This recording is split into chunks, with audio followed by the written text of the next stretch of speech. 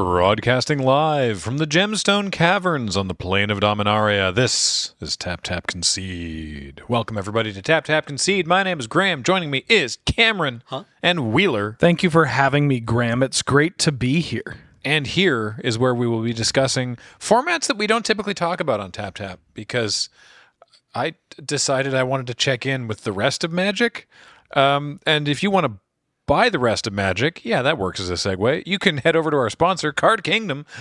Check out cardkingdom.com/LRR for all of your cardboard needs. Tell them we sent you, and there's a place you can write, like, Loading Ready Run sent me, button, please. And if you do that, they'll send you a little button with a funny thing.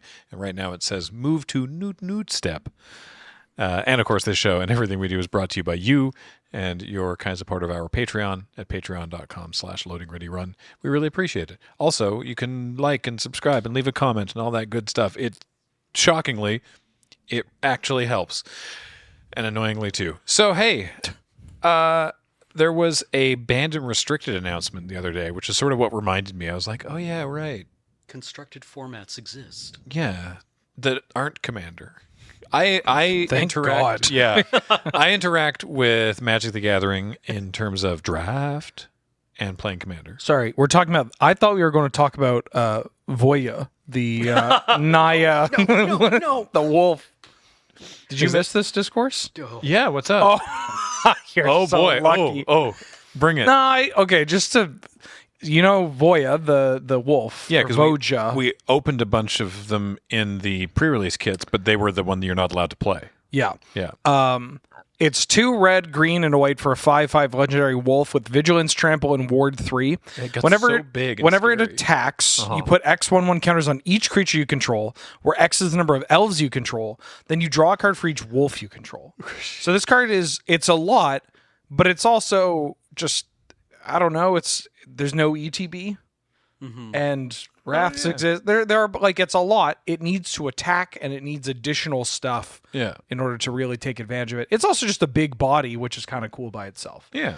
There was discourse about how this card is too good, and it talked about ward. Commander players have a real difficult time evaluating ward, and it also is, to ward's credit, I think the usage of ward is good in smaller amounts or specific amounts, but ward like this, it's hard enough to get these people to play Swords to Plowshares and Lightning Bolt, Making them cost 4.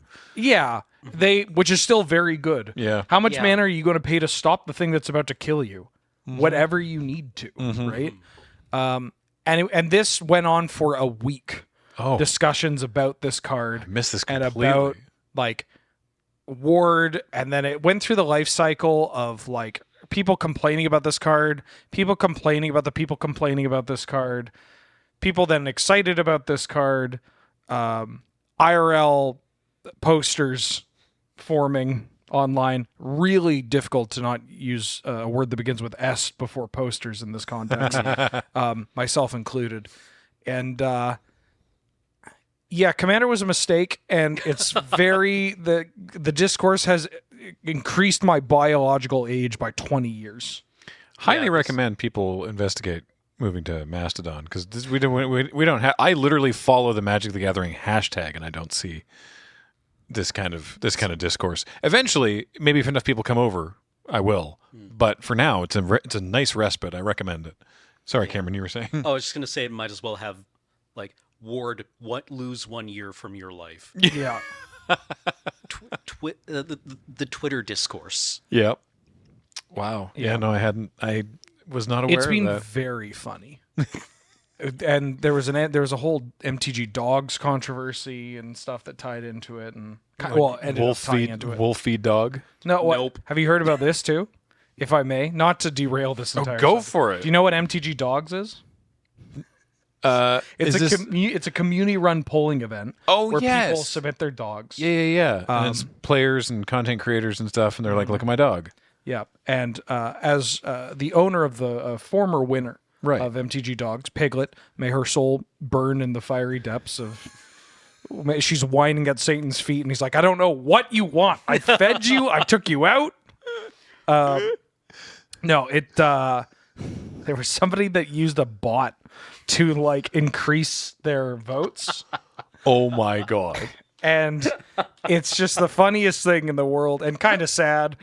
Kinda. Very sad. It was just very funny, not to boost my own tweet, but I did make a tweet where it was like, I can't believe Voja used bots to boost their ward up to 3. Like, this has been a great, I mean, I'm sure Mastodon is great. Yeah. But I'm never leaving Twitter. Fair enough. I mean, this is free. Yeah.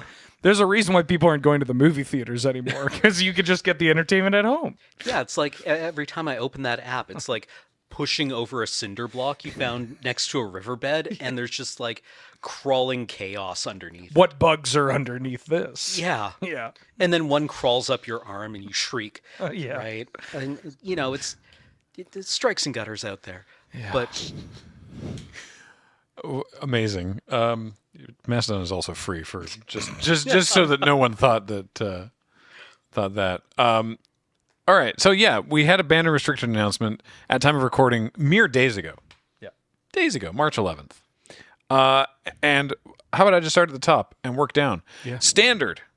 No changes. Fair. No changes. Yeah, no, fair. It's actually been playing a bit. Feels good, actually. It's interesting. We were bandying Magic-related jokes around for no reason the other day, and I had made a joke about like, oh, you know, like Standard is bad now, and 3 or 4 people in the room were like, well, actually, Graham, Standard's in a pretty good spot, and I'm like, oh, interesting, but the one time that I did go on Twitter recently because someone tagged me in something else, and then I like back out, and suddenly it's just the whole feed is there. It was people complaining about Standard, which granted, people complain all the time. What I have not looked into this at all. What's Standard like right now? It's the healthiest it's been in pre 2019. Dang. People are actually, yeah, like it's not just piles of 60 vaguely related rares or mythics. Like, people are playing interesting cards and playing kind of rad cards. I sleeved up a black-red mid-range deck just to kind of like feel out the format, and it gets to play Gix. It's got Liliana of the Veil on the sideboard. It's got, you know, it's got a pair of cheeky Shieldreds, because I think you kind of like... You sort of have to. Yeah, you play that card. But I don't know. Inti ramping, or not ramping, but curving into Gix feels like good Magic. And then there's also the bat, the hand attack the bat. Deep Cavern Bat. Deep Cavern Bat. Can we take a look at Inti again? It's Seneschal of the Sun. Mm-hmm. Vintage playable Inti, Seneschal of the Sun. Yeah, Inti Seneschal. is a human warrior? Knight. One in a red for a 2/2.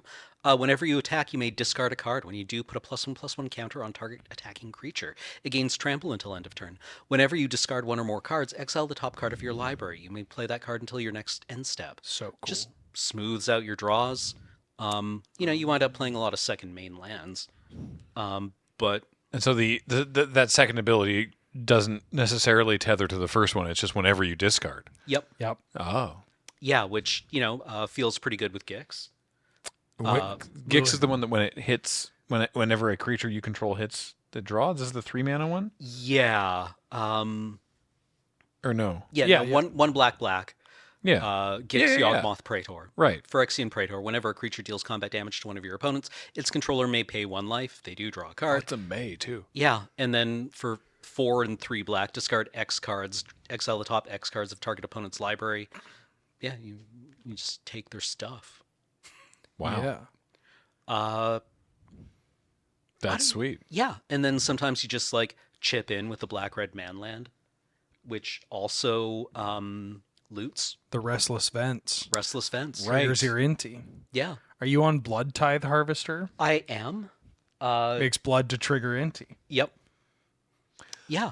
See? Oh, this is okay. You mentioned that like there are not a huge amount of decks that are just a collection of the best rares and mythic rares. Mm-hmm. And like I agree with you. Right. But that will pop up in some of the more like mid-rangey decks. That's just the nature of those kind of archetypes. Yeah, right. But even in like this for black-red, which was that, like earlier in the season, the Reckoner, Bankbuster, Fable the Mirrorbreaker, Shieldred, like kill your everything, Graveyard Trespasser garbage. Instead, it has been swapped to a series of synergistic cards and engines and decision trees of like, do I want to play my land before I attack so that I can maybe like into this removal spell and have this backup, or do I wait, or do I, what do I like? You make decisions. Yes. That rules. Yeah, no, it felt playing this feels quite good. Because you get to play the value game against control decks. There's a lot of 1-for-1 removal in the format right now. Whether it's the O-rings or whether it's the the last goodbyes / Go for the throat. go for the throats, and then there's the 1-mana black spell power Cut toughness. down. Yeah, cut down. So the first couple of turns can be spent just absolute bloodbathing each other's boards. But it does open up into kind of an interesting game where you're making a lot of decisions about when to do things, what to draw, or, well, not what to draw, but when to draw. Huh. Sweet. Yeah. What other sort of, do you know offhand, either of you, what other decks, or what's up? I mean, there's an Esper control deck, which I think is making up most of the meta right now because it just plays like Rafine and then... I don't know. The times I played, right? Because we're on the extended Yes. rotation cycle now. The scheming seer. So is the rotation is always going to be, I mean, until they change it again, covering this length of time? So it's 3 years now. I believe so. Yeah. Wow. To run down some of the lists that I have either played with or against. Yeah. Mono white humans / aggro. Cool. Boros Convoke. Oh. Boros, not Convoke, but aggro, that is kind of humans. Sure. Bant Toxic, which is my baby. Bant Toxic. Which is a weird aggro until you combo kill them with the blue March of Swirling Mists and Venerated Rot Priests. Man, that sounds a lot like that old Zendikar Vampires deck. Yeah.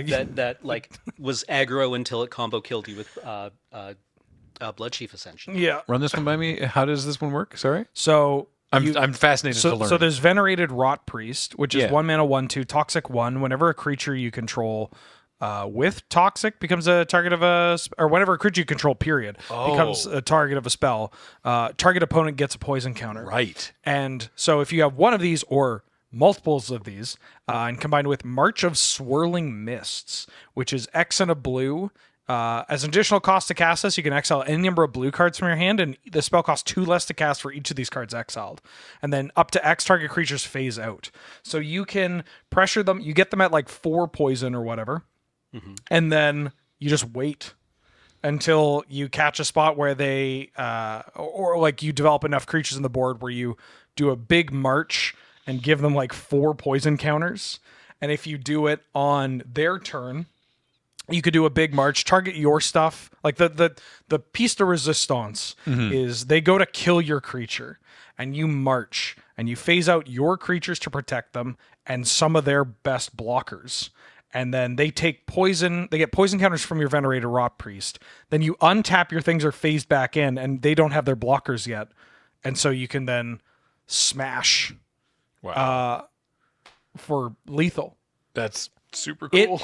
Rules and does not feel like any standard deck that I played. Doesn't even feel like the old Infect deck that was in play. There's mono white poison that you can play. There's white black mid-range, Esper mid-range, Esper control, blue white Monastery Mentor, and Haughty Djinn with Helping Hands. Wow. Where you helping hand back you play like these Thirst for Discoveries and these draw spells that ultimately make you discard or consider that makes you surveil. And then you just 1 mana, get back your Monastery Mentor, hold up counter spells and protection, and make a bunch of Prowess Monk tokens. God, I forgot that we have Monastery Mentor. Yeah, and it's like reasonable. That actually sounds... Could you send me that deck list? Absolutely. There's an Esper version of that too, and a Jeskai version of that. You've got 5-color Domain, of course. You have the like black-green, like Mosswood Dread Knight kind of mid-rangey deck. Dimir mid-range is like one of the best decks, or Dimir Skies, where it's like Spyglass Sirens, Fairy Masterminds, Sleek Schooners. The vehicle that whenever the thing that cruise it explores. Yeah. It's kind of the smuggler's copter. Right. Yeah. Mono red is still good. Like, I could keep going. There's like big Rakdos. You can do a lot. That's so cool. Yeah, it rules. That's fun. That's really encouraging to hear. And even from what they say in that banned list announcement, they mentioned that Standard is now, again, the most popular format played in stores. Okay. Partially because Pioneer and Modern are a bit of a dumpster fire, but, you know, that's never stopped people before. Yeah, no, it felt interesting. I've played it a bunch. I rarely see the same decks crop up. And The most played 60 card 60 card. tabletop format. Yeah. I don't know. It's been a very satisfying way of getting my weeklies in. Fair. You know, you don't have to play that much, but when you do, it's not a drag. I am not mad about playing Standard right now. It's kind of wild. For the first time in a while, I did look up, like, I could probably just build this Infect deck. I could play it in RCQ. That hasn't happened in like 5 years. Yeah. Wanting to actually physically go and like do a thing that could like theoretically qualify me for a pro tour, right? Like the path of like the RCQ into the RC into the whatever. I think that's how it works. They changed it a bunch, but yeah. Yeah, it's pretty Cool. good. All right. Well, that's. I'm honestly thrilled to hear that Standard is doing so well. It's good for just the health of the game. Yeah. Next down on their list on the ban and restricted is Pioneer. No changes. We did just have a Pioneer Pro Tour, Chicago, the one during MagicCon. So we didn't get to see much of it while we were there, but I've watched some of the videos since then. They started each day with draft, so I did watch a bit of draft, obviously, and then it goes into it's the Friday and Saturday were 3 rounds of draft, and then some number of rounds of Pioneer, 5 rounds, jeez, and then cut to the top 8 on Sunday. It was a great pro tour for convincing people that don't play Pioneer that Pioneer's okay. However, Treasure Cruise is still legal. And Arclight Phoenix is a hell of a Magic card. Yep. So that's a little too consistent everywhere. It's playing to the best colors that like got, anytime there's a deck that would just love a volcanic island, it's going to be a top contender, basically. I was going to say here's the metagame breakdown of that pro tour.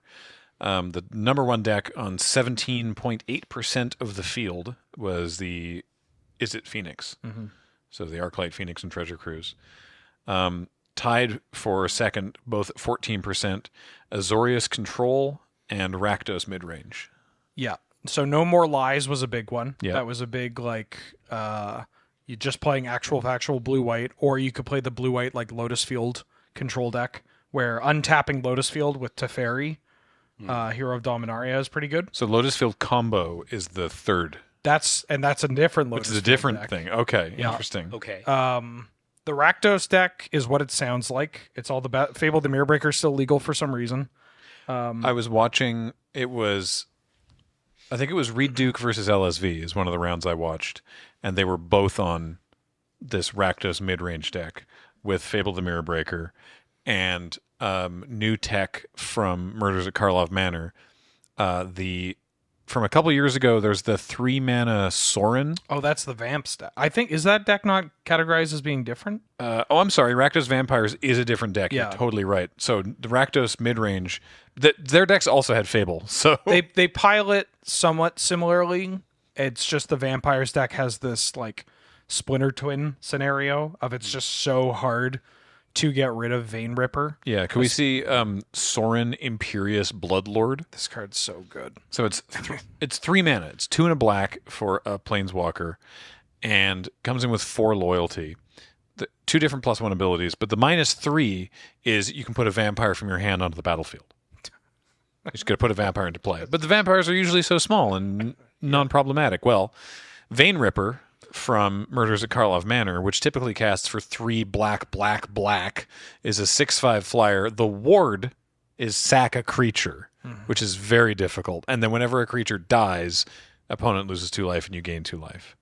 So watching this mirror match with both of them on the Rakdos Vampires, which was only 4.3% of the field. There was only 11. I think it 11 was of these just Team decks. CFB Yeah. that brought it. But they were like, they had a whole bunch of stuff die and trading Vein Rippers. And so they had to be like at one point there was a brief discussion with the judge about like who active player was, because of it's like whose Vein Ripper triggers resolve first. Is this like basically is Reed gonna die from LSV's Vein Ripper triggers before Reed's Vein Ripper triggers?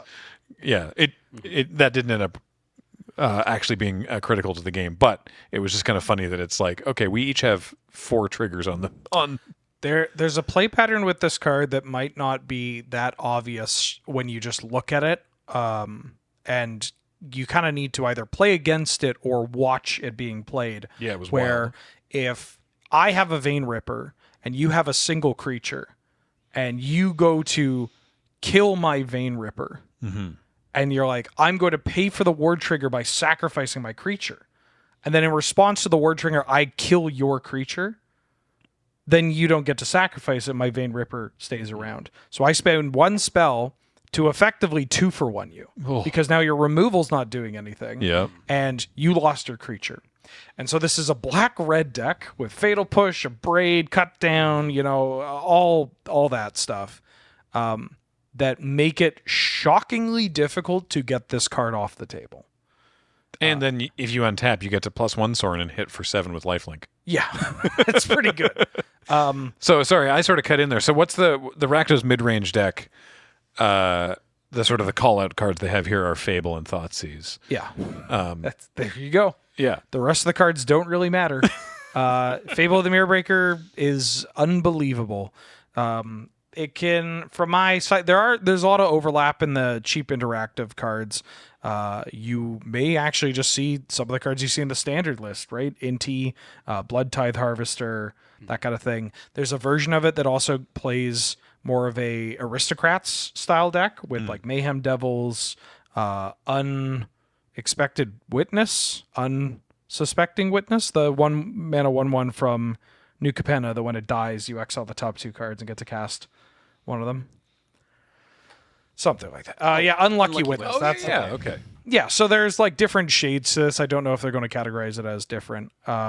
There's a bunch of stuff that you can do in Pioneer, but like, it's just the idea of slaving up something that isn't playing Fable of the Mirror Breaker, Treasure Cruise, or being really good at Magic and figuring out how to Lotus Field combo properly feels like not the greatest time. 8.9% on Lotus Field combo. It's a really hard deck to play. 6.6% on Amalia combo. That's another one. There's this Amalia combo deck that is just like a logistics nightmare. Because it uses Amalia, Benavides Aguirre, Benavides Aguirre.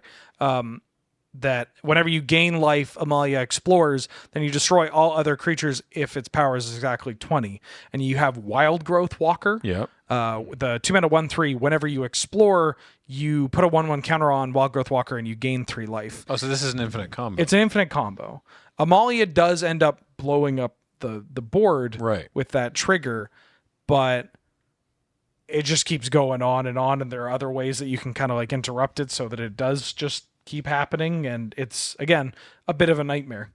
And it's pretty consistent. You have Court of Callings, you have like Collected Company or whatever. I don't know if the list is playing Coco right now, but you have ways of finding the combo, and it's pretty quick.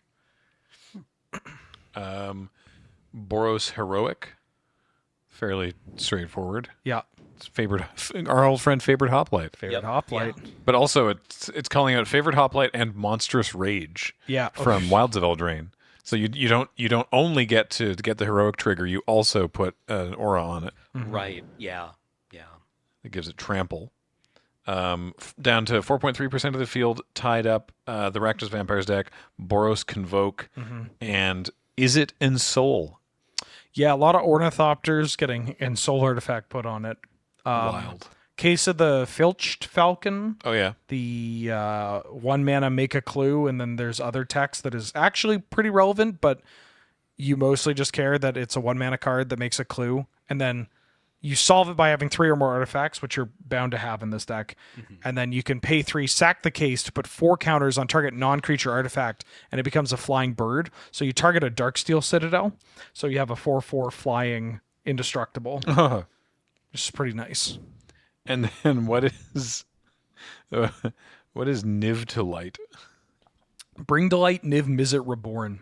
Oh. So it's like a 5-color deck that looks to play Niv Mizzet Reborn, the Wooburg 6/6 flyer, ETB. You look at the top 10 cards. Oh, so not the newest Niv. No.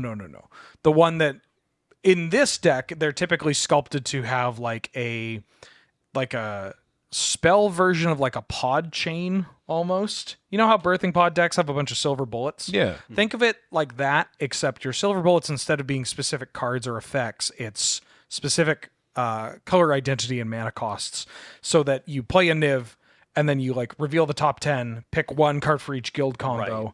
And so your 6/6 flyer ends up drawing you like 8 cards. And one of those cards is Bring to Light, which can then find another copy of Niv Mizzet Reborn if you want. And so I haven't looked at the lists recently, but that's the like 4 Niv, 4 Bring to Light, maybe 4 of some kind of accelerant, and then just like 1/ofs all the way down. Huh. Yeah. Neat. So I mean, yeah, Pioneer seems Sounds great, right? yeah. I mean, that actually sounds that sounds fun and flashy, but it also sounds kind of like you would play it once, God Hand, and be like, yeah, no, I think I've experienced everything. It's like drinking Four Loko, yeah. Yeah. It does sound like some of these decks are pretty challenging to pilot. You made a face when I mentioned that they had not banned anything. Yeah. You looking for like, what do you think, like Fable? If apart you're from not anything? banning Treasure Cruise now, like who are you fooling? Like it probably could use some like a cut to consistency. Maybe just don't give this deck like an Ancestral Recall, especially because it tends to lead into more Ancestral Recalls. And like, yeah, who are you? Like, if now when it has one of the largest chunks of the meta share and is quite powerful and is just kind of boring and consistent at what it does, like, when are you going to ban this Ancestral Recall? Like, Right. it feels very weird. And then Fable is just like, just play with a new card. play with a card that you have to like commit to a strategy or anything. Like that card just it does so much. It's just kind of it'll so slot good. into anything that's running red. It is so good. Yeah. Yeah. All right. Modern is the next the format that pushes back further years now, which did see a ban of Violent Outburst. 1 red-green for an instant with Cascade. Creatures you control get +1/+0 until end of turn. Now I know that we've talked about this in the last some number of months on the show, but what why was this banned? So there's a card called Crashing Footfalls that is a suspend card that does not have a mana cost. And so by the rules of the game, it is a non-land card that costs less than 3. You suspend for a green and 4, and you make 2 4/4 rhinos with trample. So the deck is called Rhinos.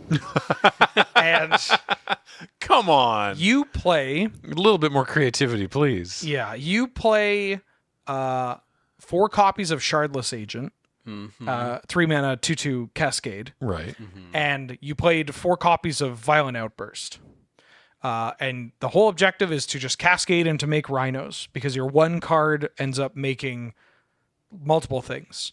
Shardless Agent being 3 mana, you now have 10 power on the board, divided against 3 cards. 2 of them have trample, and 2 of them out of the range of Lightning Bolt and Unholy Heat, which is pretty relevant.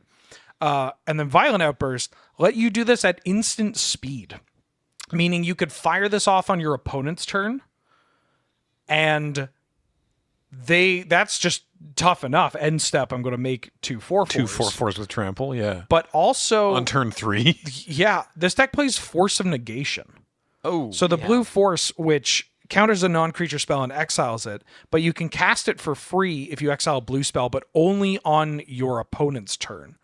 So this is a way of trying to balance like a Force of Will that's actually a negate. And so you can't theoretically push through your own combo with this card, right? But you make some rhinos if they decide to keep up if mana. your combo's at instant speed. Then, yeah. Not to mention the other cards, like there is a deck building cost, right? You can't include a 2 mana or a 1 mana card because it mucks up your cascade pile.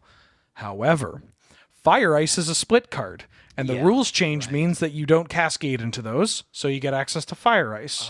Subtlety and formerly Fury are evoke cards that are effectively free spells that bypass the cost requirement, right? They're more than 3 mana, but they do something for free. Right. Which one's Subtlety? Subtlety is the 3/3 flyer ETB, counter a creature or planeswalker spell, but they get to put it on top or bottom of their library. Okay. Because they did ban They banned Fury. Yep. but not Which was in this deck, Right. but not anymore. Adventure cards. Brazen Borrower and Bone Crusher Giant. Right. Those are both 3s. They're both 3s, but they have things that you can do. So you can channel lands. I was going to say there's the double-faced lands from the recent Zendikar block. Those do get cast. Those do get hit on the cascade. Do they? Yes. Interesting. The one like Shatter Skull Smashing, which is X red, even though it's a land on the backside, on the front side it's a spell, so you're going to hit on the cascade. Okay. Right. But like I'm assuming, I don't know, does this play Boseiju to like hit what was it, defense field? Defense grid. Defense grid. Yeah, you got Boseijus, hit a Tron land, hit Chalice of the Void on 0 in the main deck or whatever. You got Otawara as well. So yeah, you bypass this restriction.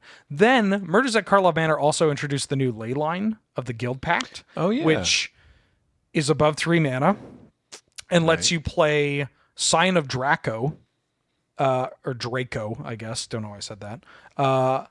Which is a 12 mana card that is actually a 2 mana card.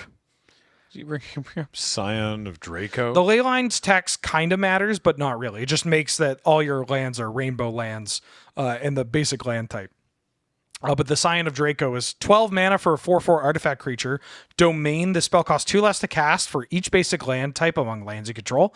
It has flying. Each creature you control has vigilance if it's white, hexproof if it's blue, lifelink if it's black, first strike if it's red, and trample if it is green. Importantly, some of these decks also just ignore the cascade consideration and play Territorial Kavu, which is red and a green, power and toughness equal to your domain. And when it attacks, you either get to exile a card in their graveyard or you get to rummage. And so turns out just playing a Shardless Agent into this 5/5 is pretty good because you're paying 3 mana for 2 bodies, 7/7 stats plus utility. So when your whiff is a 5/5. Just curious, how many of these cards are from Modern Horizons 2? James, you don't want to know, bud. You don't want to know. I mean, that's been among the criticisms of Modern Horizons 2, has it not? Yes. Hogak and Ren and 6 are kind of messed up, but also this sounds almost sacrilegious. They're the good kind of messed up. You look at Hogak and you're like, wow, that was a mistake. Get out of here. And you're just done. It's clean, very apparent crap. But the stuff like this, the Modern Horizons 2 cards are just like going to your doctor and they're like, you need to change your diet. And it's like, what do you mean? I don't eat fast food at all. I just eat so much ground beef that my bloodstream is just clogged with processed cow. It's a slow killing of your body that you are not aware of because it's not the hammer of the GAC or getting to wasteland your opponent every single time. Yeah. Your doctor is like, how many fried eggs would you say you eat in a day? Yeah, I eat a normal. I eat breakfast every morning, 5 eggs. Right, When was the last time you ate anything with a fiber? Fiber?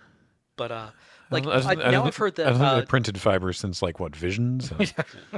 like now that Violent Outburst is out, Mm-hmm. isn't it running? What's the one with it's got Elspeth on it. Ardent Plea, Yeah, which which now you can pitch to Force of Negation. yes. So Violent Outburst got banned because the play pattern sucks. Yeah. But guess what? What? The play pattern of cascading into a free spell sucks no matter what. Oh, Yeah, turns out that's kind of crap and is not cool, and I hate it. An Ardent Plea, 1 white and a blue, an enchantment cascade, Exalted, has made the replacement, which, as Cameron mentioned, can be pitched to Force of Negation and also can be pitched to Solitude, a 5-mana free spell that exiles a creature that you get for free. And guess what? You also get Teferi, Time Raveler. So in the mirror, you tick up the Teferi and your opponent cannot cascade because you're casting it outside a time that you could cast a sorcery. This sucks, man. Yeah, so the format is like, if you're not doing this, you better be playing like Amulet of Vigor combo or Yawgmoth, basically. I just think like the time that we were playing in the Community Cup and got to remand someone's, was it Violent Outburst? I think so. Remanding a Violent Outburst felt really good, but now you would do that and just get forced, and your opponent would be like, just like push your interaction out of the way and continue to resolve their combo. Yeah, thank you, but excuse me, I'm doing stuff. Yeah. Like ask to see your remand, read it, and go like, huh. I genuinely have given Modern a shot recently. Like, I mentioned this when we were planning our meeting for this. Yeah. Planning our meeting. When we were planning this, Yeah. I said, I have been spending less money on Magic than ever before, but all I've been doing is playing and thinking about formats that I can't believe I'm doing that, like Standard or Timeless or playing Modern.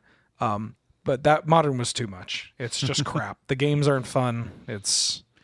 You reminded me. I had forgotten. I had actually played some Standard recently because I wanted to do some arena dailies, and I was like, I don't care. I'm just gonna what deck sounds interesting, and it isn't even one of the ones that you mentioned. It's this like 5-color Battle for Alara.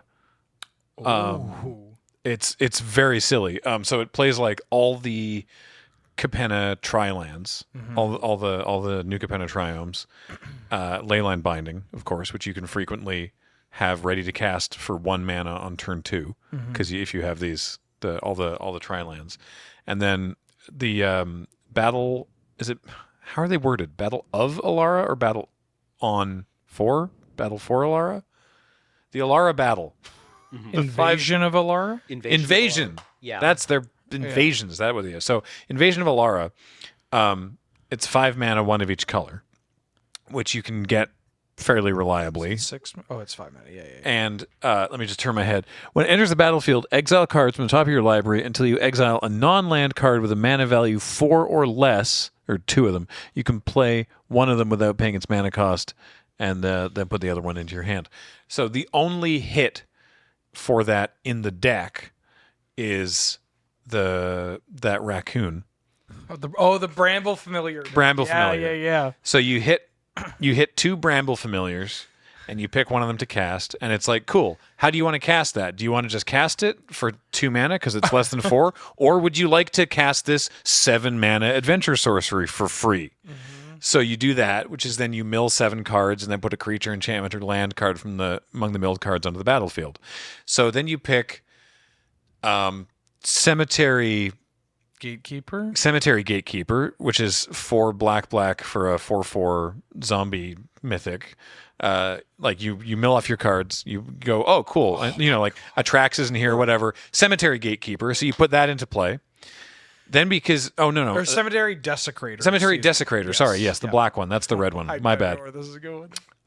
So Cemetery Desecrator says whenever it enters the battlefield or dies, you exile a card from a graveyard, and then either you can deal X damage, which is the mana value of the card, to a creature, or remove X counters, which is the mana value of the card, from a target permanent.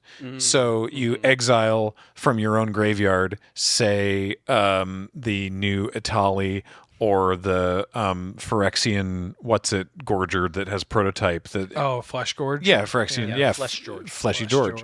You exile one of these 7 drops, then you remove the 7 counters from your battle on the on the Invasion of Alara, and then you get to cast the backside of that for free.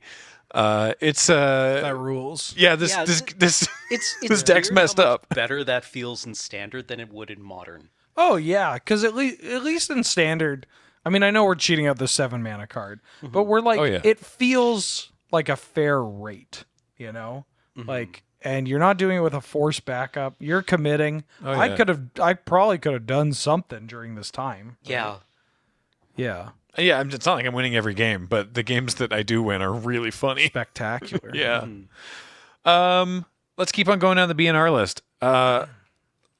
No changes in Legacy, and the unrestricted Ponder in Vintage. I've grouped these together because, I've not been playing Legacy. yeah. I have been playing Vintage. Really? Yeah. How is it? Well, to get it out of the way, I'm a mono white initiative gamer. I am the sicko. I'm the problem. It's just Ancient Tomb into turn 1 White Plume Adventurer. Feels really good. And telling people in Vintage no feels really good. How are you telling them no? Thalia, Guardian of Thraben. Oh, yeah. Archon of Emeria. Dauntless Dismantler, if we could, James. As this is a pretty important one that is one of those cards where like, oh, yeah. Right, Vintage. Right. 1 and a white for a 1/4 Human Artificer. Artifacts your opponent's control enter the battlefield tapped. That's huge. XX white, sack it, destroy each artifact with mana value X. So for 1 white mana, destroy all their Moxes? They're Moxen, they're Karnstructs from Urza Saga. You could pump a little more mana into it to blow up their Voltaic Key or like a Pithing Needle, Soul Ring. You could I've spent a lot of mana in that X and gotten rid of, a reasonable amount of covetous jewels, or coveted jewel, excuse me. This one, honestly, as a draft uncommon in Lost Caverns of Ixalan, this impressed me. That's Yeah, a butt. Huh? That is a butt. It is. But honestly, the frankly secret text of the opponent's artifacts entering tapped messed my opponents up on numerous occasions. Yeah, no, this card has won me games, and Yeah. So this is what I'm doing. But other people are not Cavern of Souls gamers. And so Ponder being unrestricted is pretty cool. I'm a little biased. I like Ponder as a Magic card. 1 blue sorcery. Look at the top 3 cards of your library. Put them back any order. You can shuffle and then draw a card. So it's kind of funny. Ponder was restricted, going from 1. Now you can have up to 4. There are a lot of decks that go from 1 copy of Ponder to 2 copies of Ponder. I love that kind of granularity in a format. You're going to get that with Vintage. Vintage is Maybe I should sleeve up a deck. it's a ton of fun, and honestly, on Magic Online, it is like shockingly reasonable. Right. Okay, yeah. Yeah, it's a format where my analogy is also similarly old. It's very much like competitive Pokemon Red, Blue, and Yellow singles, where it's been around for so long, and there's a lot of cheesy moments that you can kind of pick. A lot of like, oh God, it's happening, right? You got Black Lotus, you got Power 9, you got busted stuff. Yeah. So you get a lot of extra points from cheese. Sorry, there was somebody powered down. Yeah. You get a lot of extra points from cheese and subverting expectations and taking advantage of your flex slots, because you see so many cards in your deck that unless you are a very linear focus strategy, like if you're a blue deck, you can play some goofy one-off cards, and really unrestricting Ponder just lets you play another one to find your goofy one-off card, to find your and the goofiness may vary. This can be everything from oh, I can't believe they were on a single Brazen Borrower, which doesn't sound exciting, but trust me, it's incredibly thrilling. And then there are just decks that want 4 Ponder. Oath of Druids, the Breach Storm decks, the Breach Control decks, the like Jeskai, Luris, blue-black Luris can run it. Ponder is kind of interesting. Like the unrestriction is that Orcish Bowmasters exists, as Right, well as right.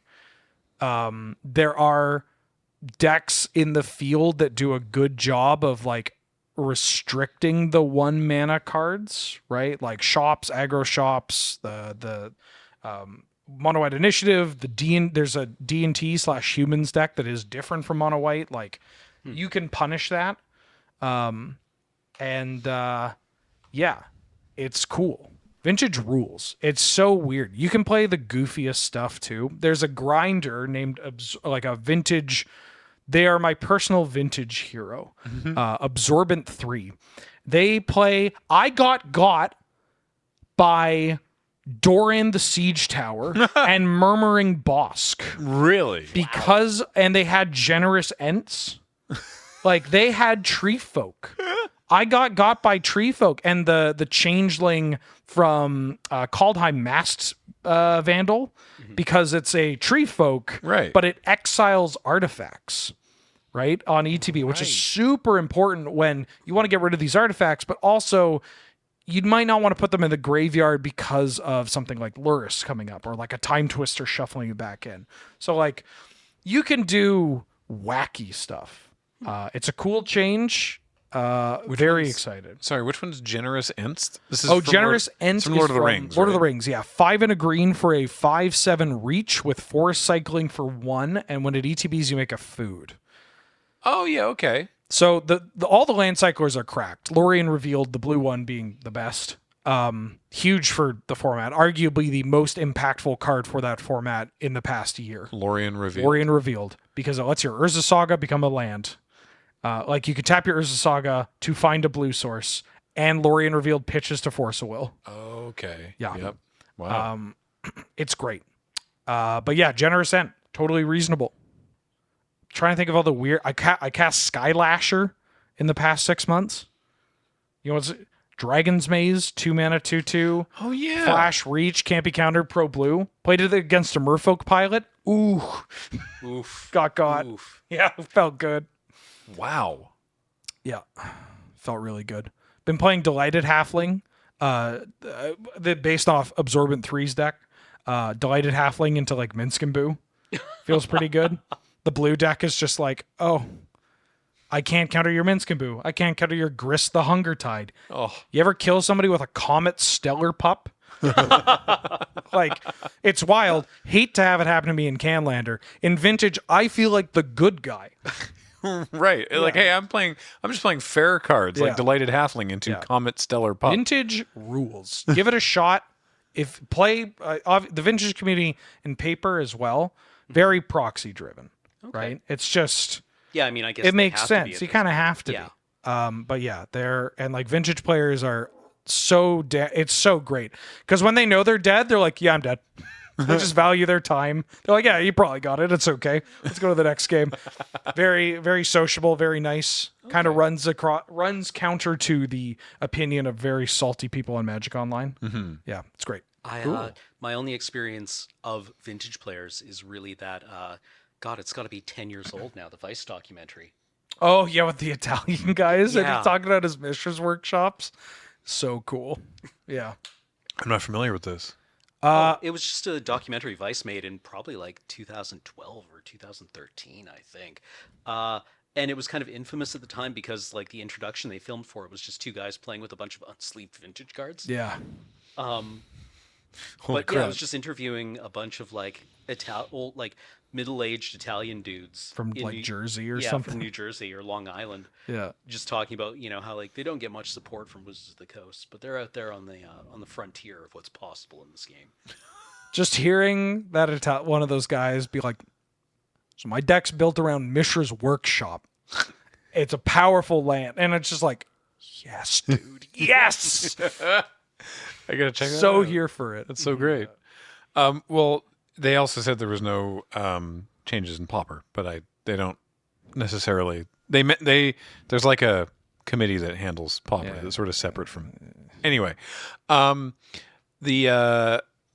we talked about Vintage, which is a format where you can basically play everything, but there are some restrictions. There's also one of those on Arena, which is called Timeless, and I have yet to dip my toe into it because I swear I don't know, maybe I was sick or something, but like I swear that I like lost a week of time and I like booted something up and everybody was like, so what have we all been playing in Timeless? And I'm like, yo, what the hell is this? Yeah. And I found out that like I opened Arena for the first time in like 5 days and it was like, we're introducing a brand new format and I'd missed it completely.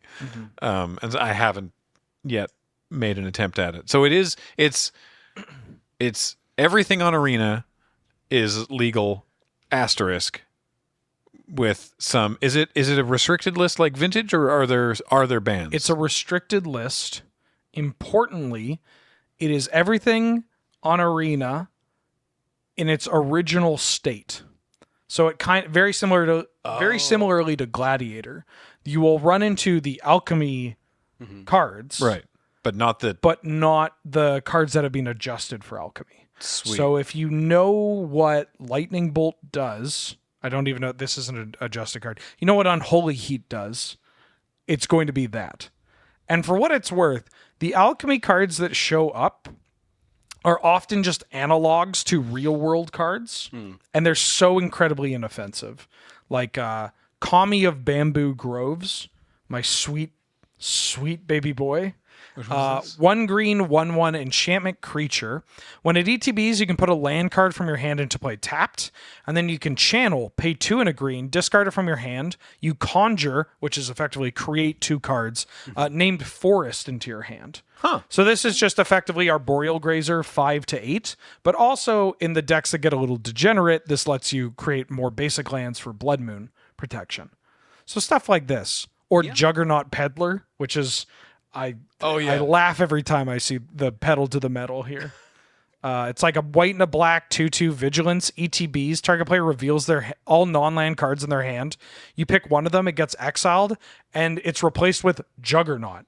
It's like 4 mana 5/3 attacks each turn. Fable can't be blocked by walls. Juggernaut. Yeah. And I've killed people with their Juggernaut that they gave me because I can't escape Chandalar. Amazing.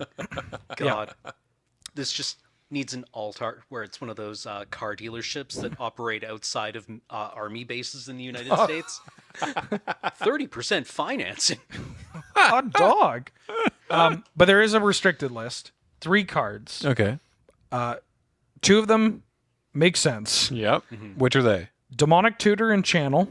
Okay, sure. Oh, Channel. So wait, you can run Channel. You get one of them. Wow. All right. And then Tybalt's Trickery is the last one, which kind of makes sense because that's like a matchup check of the 4 Tybalt's Trickery decks. Right. You just cast like Ornithopter, and then you Tybalt's Trickery, your own Ornithopter, and then you cast Atraxa or Omniscience or whatever.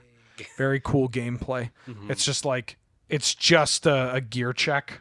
Right. But yeah, I played in the Creator Clash 2, which was just like a 16 creators, streamers, pros, and you played Timeless, and it was there was a tournament, broadcast and all that, and it was a ton of fun. I fought Reed Duke round 1, and I was this close to getting him. This close. Oh, that's gotta feel good. Yeah. But yeah, I played a Naya Winota deck. Oh. That has Arboreal Grazer and the Kami, and like Paradise Druids and Winotas. And you Winota into Agent of Treachery, the classic. But you also play Boromir from Lord of the Rings, the 3 mana for a 3/3 vigilance. So sorry, Winota is the one that you look at the top something and you get humans. Right. People probably pushed this card out of their mind after it got banned. Yeah, I try not to think about it. 2 red and a white for a 4/4 human warrior. It's a legend. Whenever a non-human creature you control attacks, you look at the top 6 cards of your library. You can put a human card from among them tapped and attacking. It gains indestructible for some reason, and then the rest of the cards go on the bottom of the library in a random order. So any human. And so Agent of Treachery is like the 7 mana mind control. 7 mana, 2/3, steal anything permanently. Right, and it doesn't. Yeah, it isn't. dependent Doesn't on go being- back. It's yeah. not dependent on it being in play. And at the beginning of your end step, if you control 3 or more permanents you don't own, you draw 3 cards. I believe this card was also banned in something. So yeah, you have. And then the Boromir Then is... Boromir is also pretty important because Boromir, 2 and a white, 3/3, vigilance. Whenever an opponent casts a spell, if no mana is spent to cast it, you counter it. And you can sack Boromir to give your creatures indestructible, and then the ring tempts you.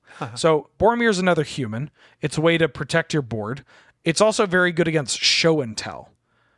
Which show and tell is it was the boogeyman. It's still very good. I don't personally think it's ban or restriction worthy or anything. But Boromir, really good against the show and tell deck. Winota putting an Agent of Treachery, very good against the show and tell deck. Agent of Treachery itself, also, they show and tell. It's always this like mind game of like, if I have this Boromir, then them putting in an Omniscience doesn't really do anything. So I put an Agent of Treachery and can steal their Atraxa that they put in instead, or take their Omniscience and pop off. Who gets to... If I cast Show and Tell against you, who gets to put their creature in first? We put them in simultaneously. Yeah, like the tech in Legacy used to be you would run like some kind of like black-white Archon that just nuked something when it entered the battlefield. Yeah. Right. And the deck also plays Natural Order and Crater Hut Behemoth. And yeah, I did not fight a show and tell player, unfortunately. Did not do as well as I would have liked to at that event. But typically an indicator for me is I was having fun testing for it. Then I got my ass kicked. And the first thing I wanted to do was play more. That's a good sign. Yeah. So the Winota deck I've been playing, there's a Primeval Titan Field of the Dead deck. Also plays Natural Order. Plays Sunken Citadel and Castle Garenbrig. Citadel is the new one where you comes into play, tap, pick a color, and you can tap it for a normal mana or 2 mana of the chosen color that you can only spend on land sources. So really good with Castle Garenbrig, which says pay 4, tap, add 6 mana, use it only for creatures or Primeval Titan. Okay, so you're using this to launder mana. Yes, and Archdruid's Charm from MKM really expedites this. Tutoring for any land, tutoring for Primeval Titan or Crater Hut Behemoth, just exiling their Omniscience. I've killed a lot of Ragavans attacking with this, which is kind of funny. Yep. They'll like attack with a Ragavan and like an Orcish Bowmasters and be like, counter on this, shoots that, this blocks that, ha ha ha. Wow. But yeah, there's so much you can do. The deck diversity is shockingly large. It is interesting to play a format where people are playing Deathrite Shaman, Bowmasters, Ragavan, and Oko, and it doesn't feel like crap. Oh man, there's Deathrite in this format. Oh yeah, the That's card. actually kind of sick. You got Brainstorm and Fetch Lands. You got Lightning Bolt, Swords to Plowshares, actual counterspell. Yeah, I forgot we got all of the Strixhaven like mystical archives. Yep. Yeah. There's a blue-black deck that plays 4 Orcish Bowmasters and Luris, and that's it. That's how you kill people. And Gee, how does yeah. that one work? Apparently very slowly, but it's pretty cool. I've really been enjoying Timeless. It's a lot of fun. I can't believe I spent as much money as I did on wild cards, but Yeah, it's that man. That Bowmasters deck sounds like just like the end of Throne of Blood. Amazing. yeah. Well, hey, this has been good. How's actually briefly? Is Gladiator going well? Gladiator's going well. It is coming back to Arena as a midweek Magic. Yay. With I believe that the way it is set up this time,